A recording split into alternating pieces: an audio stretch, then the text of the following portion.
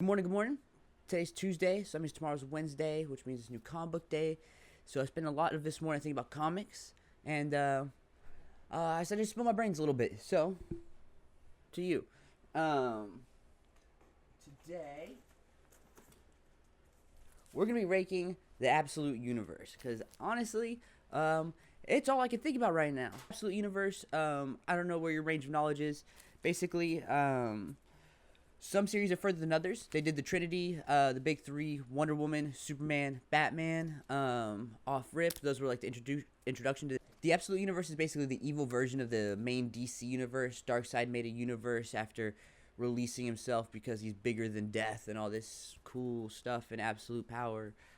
So we're gonna be ranking them. Obviously, they're not all in the same distance in, so it's gonna be a little bit of a wonky rating. But I remember how I felt whenever I first read Wonder Woman and Batman and Superman. So I'll just try to apply those feelings toward my ranking of Absolute Green Lantern and Martian Manhunter. And also, I think the first issue is important. Anyway, you can't base your whole ranking off it, but I think it's important to get that introduction, or how well the introduction is done, really. I wrote everything down on my phone, which I'm recording with, so it's off memory. But number one, for sure, the best Absolute Universe comic book, I'll tell you at the end. Because we're going to start with the bottom, which is Absolute Flash number one. No real big diss. The art is fantastic. I love Wally's like breakdown scene toward like throughout, like with the text overlaying itself. I think it was a fun series, or a fun like setup. It was a big setup issue. Well, there's nothing wrong with that. You know, I love setup. You know, I read Jonathan Hickman. I'm there for setup. Hello. But at the same time, I feel like also Absolute Flash had the least big splash when it comes to like the first issue. Honestly, all of them are really good. I have no issues with any of the Absolute series, so don't take it being at the bottom as like it's bad, because really, all of these are like 9 out of 10s or something. Like, they're all really, really good. I'm very surprised by the consistent quality of the Absolute Universe. It's the only reason I bought a Green Lantern book, so you know, there's that. And Martian Manhunter for that matter. You know, sorry, my bad, guys, but bought this one. Anyway, so Absolute Flash, while being at the bottom, the art is fantastic. The writing was really solid. I think Wally West is fun, and I saw the interview where the writer was talking about how he wanted to have a younger perspective in the Absolute Universe, and I think that was good call. Good call. I think that's cool, because while they're all young and new to the game, Wally West is like, you know, in this one he's like 14 or something like that. I don't really know, but he's really young. So while Absolute Batman is young because he's like 20 something, Absolute Flash is young. Like, he's like Miles Morales when he first got his powers. Like, we're basically a baby. All right, he's basically a baby.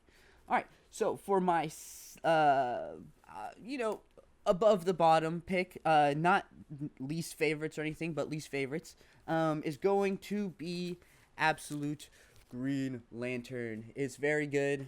I like how they're saving her for more of the next issue. I like how we got like a Hal Jordan centric issue to be you know, I think it was good for establishing and for bringing you into the Absolute Universe and to show just how different it is. How Jordan's kind of usually a pretty carefree, go for broke kind of guy, and in this one he is tweaking out because he is killing people on accident. Spoiler. Not a lot of familiarity, so a lot of callbacks and all that kind of stuff aren't gonna do it for me as much. I liked the Abensor scene a lot. That was really cool. I think it was very imposing and scary. They're doing really good with the Black Hand. I think they're making that seem very scary and kind of otherworldly, which is I see a lot of cosmic horror stuff supposedly for this series. Like, it's supposed to be like cosmic horror and eldritch, but I don't know. I don't know if we're just like not there yet, but this one wasn't all that scary to me. Like, I could see the scariness to it, but it wasn't all that scary, like horror. Like, especially in comparison to some of these other ones. I guess not really in this series, but honestly, like Absolute Wally West, I feel like is more of almost an eldritch horror. Like, there's just like this, like, you know, he has this unnatural force to him. I don't really know where he's standing at with Speed Force, because I don't think we've really seen that, like how he got his powers or how familiar he is with them. But that feels a little bit more otherworldly to me. Or Martian Manhunter, obviously. That's probably where my brain was going. Absolute Martian Manhunter is definitely more cosmic horror to me. Like, that's horrifying. But no, not to diss Green Lantern, Absolute Green Lantern, because Green Lantern was really good. It got me into a Green Lantern book, nice. And I really can't wait to see where it goes. I think there's a lot of cool potential. I think that big old Green Lantern logo crashing on the city is cool, because it kind of gives like it'll give kind of people like a prejudice toward the Green Lanterns, which I think will be interesting. If maybe it's deserved, maybe they're super evil. I doubt it, but maybe. It's really tough. I wrote it down. I know I wrote it down, but I'm disagreeing with what I wrote down. It's really tough. These 4 books are really amazing. It kind of pains me to say it. I'm going to say it. Above, right in the middle of the pack, I'm going to put Absolute Superman. This issue specifically was amazing. And if all the issues were at this level, it would be number 1. But so far they're not. It's kind of been like a kind of a slow burn, like how I've been talking about. I feel like a lot of these Absolute ones, well, not really.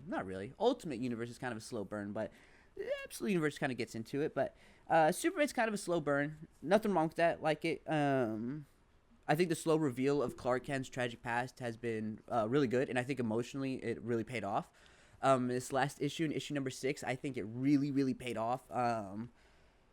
Spoiler alert, if you haven't read the 6th issue, we basically figure out all of his past and how he was isolated in the ship, and how he got a taste of a home life with Martha and,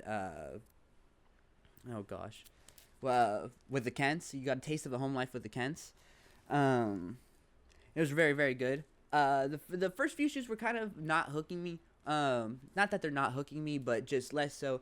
It kind of felt like I was absorbing information, so for things that were going to happen, type of thing. Where, obviously the plot's moving forward and stuff like that, but it felt like we're just, like, laying out the world. Like, who is Lazarus? Who is Brainiac? Or not really who is Brainiac, but Brainiac is there.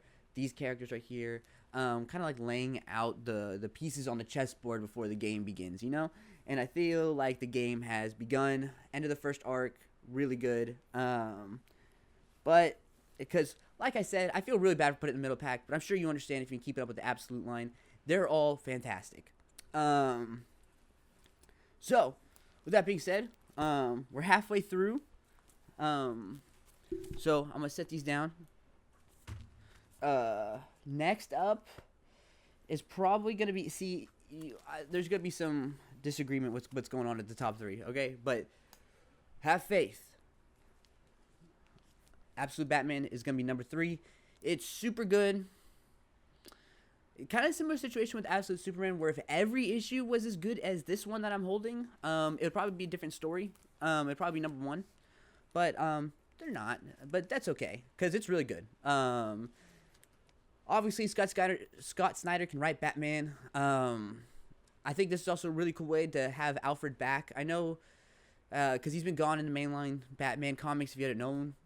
For like years. He's been gone for a while. And I think he died Dark Knight's Metal. I'm not sure, honestly. I just know he's dead. But he's back in Absolute Batman, and he is awesome. He somehow is playing the same role, especially in this issue where he calls him and is like, the whole little scene where he's like, and I know you don't have a radio and all this, because he's like, what's this noise going on in the background? Very cute, very Alfred, but still, this version of Alfred leads way more into like the military background of him and all that good stuff. And I think badass Alfred is definitely the move.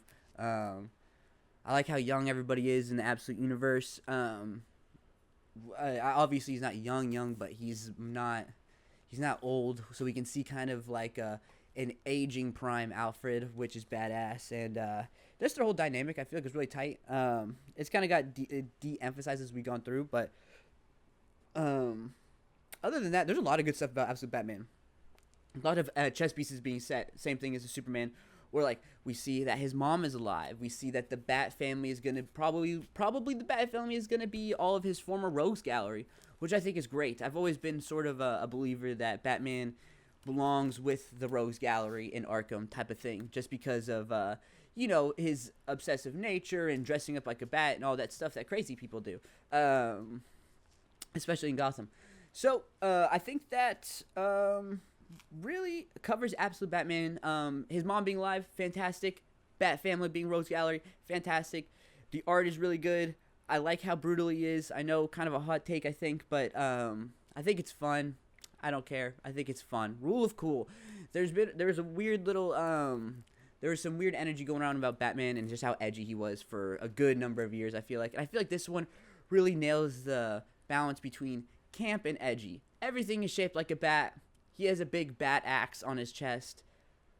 But it's cool. So, with that being said, we're at the top 2 of the Absolute Universe. Alright. So, number 2 is Absolute Martian Manhunter. I know it's just number 1. I know it's just number 1. But, oh my lord. This was amazing. The art is awesome. The lettering even is awesome. I feel like the writing is awesome. I feel like the smoking analogy for people's thoughts is really cool, and I feel like really matches this art style and may have been the reason for it. Like, I feel like maybe they were like, we should think of a visually clever reason to show off this guy's art. I do know that this is amazing. I highly recommend it. It's very psychedelic, very, you know, as the end say, it's kind of mindfucky. It's whatever. It's really good. It's really, really good. It's kind of hard to describe without getting too far into it. Basically, John Jones and Martian Manhunter are like 2 separate guys now. I know I said John Jones and Martian Manhunter, but I mean it like that. Like, John Jones is a detective in the DC Absolute Universe, and he gets injured on a case while doing some investigative work, and when he is supposed to die, he is possessed, used as a sort of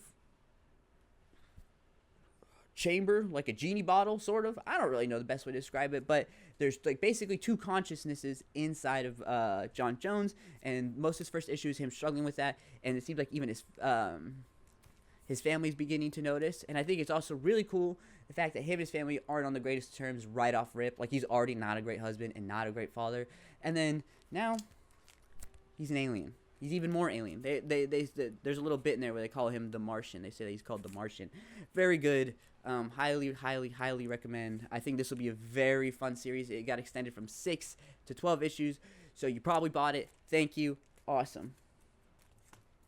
All right. For our last one, this is probably my favorite comic coming out right now. I think it's amazing. I get super pumped every time. Every month for Absolute Wonder Woman. Oh my god, guys. Oh my god. I don't know. I wouldn't react this way and say YouTuber buzzwords if I wasn't being super serious right now. This is super good. The art, especially in the first arc, the art I'm holding changes in this one. The art is really good in this one as well, but the art in the first arc is amazing. It super matches the theme. Diana's radiance and ability to transform the world around her, while like, it's so interesting not being a product of the environment, but the environment ended up being a product of you, as I kind of is what it feels like to me. There's a lot of good stuff here. There's a lot of good, like, metaphorical stuff. You know, I like the idea of Diana's mom, Cersei. Her mom, Cersei. That's cool. You know, master transmographer or whatever, being transformed by her daughter that she wasn't planning on having, because if you don't know, Wonder Woman was abandoned, sort of. She's the last Amazonian, and she was not abandoned. She was banished to hell to Cersei, to be cared by Cersei, who's also banished, where the word Amazonians was banned and, like, in existence. And so we don't really know the details behind that, like, what happened. I'm sure it'll come up. Seems important. But yeah, the first arc was really good. It was basically just about Diana growing up and how she affects those around her, and then eventually the last few issues turned into her first time saving Earth. I mean, it was really cool. She fought a big old kaiju, turned into Medusa. She met, Steve Trevor shows up. She cuts off her arm to get him back to Earth. I mean, it is good. I'm telling you, this is really, really, really good. I highly, highly recommend Absolute Wonder Woman. The art, and we just got into the second arc here. The art is very good. I know it's different, but it's very good. It reminds me of, like, the old Beowulf movie, the CG one, just because of the kind of story that's being told here, where it's kind of a trek and showing how her weapons were made, and that feels very, I don't know how to describe it, but the art matches really well. So, to recap, our list for ranking the Absolute Universe, all of which are super good, all 9s out of 10s. We're talking 9 out of 10 to like a 9.8 out of 10, because I think Absolute Wonder Woman as number 1 is fantastic. I know I've been ranting about it for a while. It's hard for me to describe. I'm bad at describing things I like. I'm just like, it's good. The art is good. Writing's good. And that's all I got for you, man. It's smart. It's clever. Wonder Woman's likable.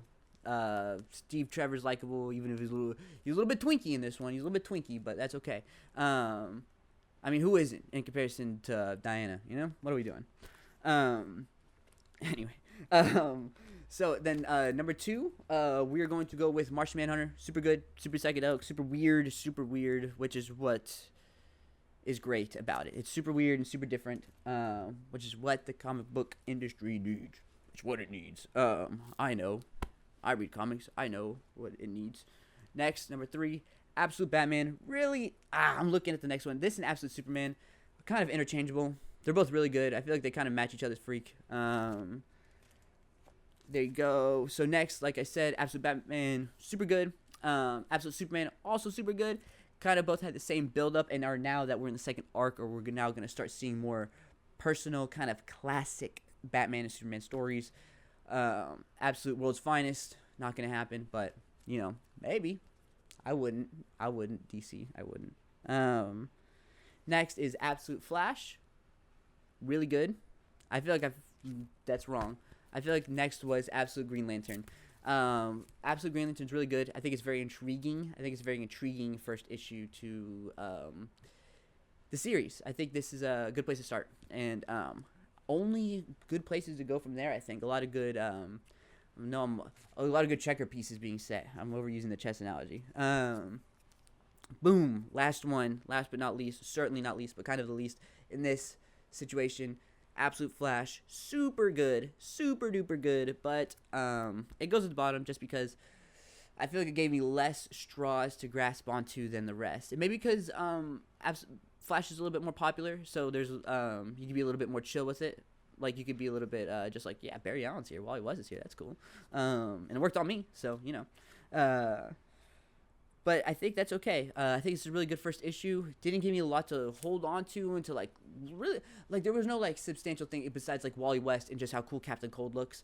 Like, those two are, like, my main hooks. You know, the other ones had Abin Sur being alive, the Black Hand, the Green Lantern, sign falling onto the thing. Martian Manhunter had its art style and the smoke analogy. And then the big 3 were the big 3, so they got to just kind of do whatever they wanted. But so for the rest of it, you know, really good. Not hating at all. Very good issue. I just feel like that it's at the bottom. I'm super pumped for the second issue, though. I think second issue is probably going to make it go up a few places. So, in conclusion, the Absolute Universe is awesome. Highly recommend all of it. I saw Scott Snyder. I think he's the one heading up kind of this whole thing. I saw him talking about how this is kind of what the New 52 was meant to be, where it's kind of like a reboot, reset, new vibe. I don't know what their plans were. But, yeah, that's the Absolute Universe. Can't wait for more. Absolute Booster Gold.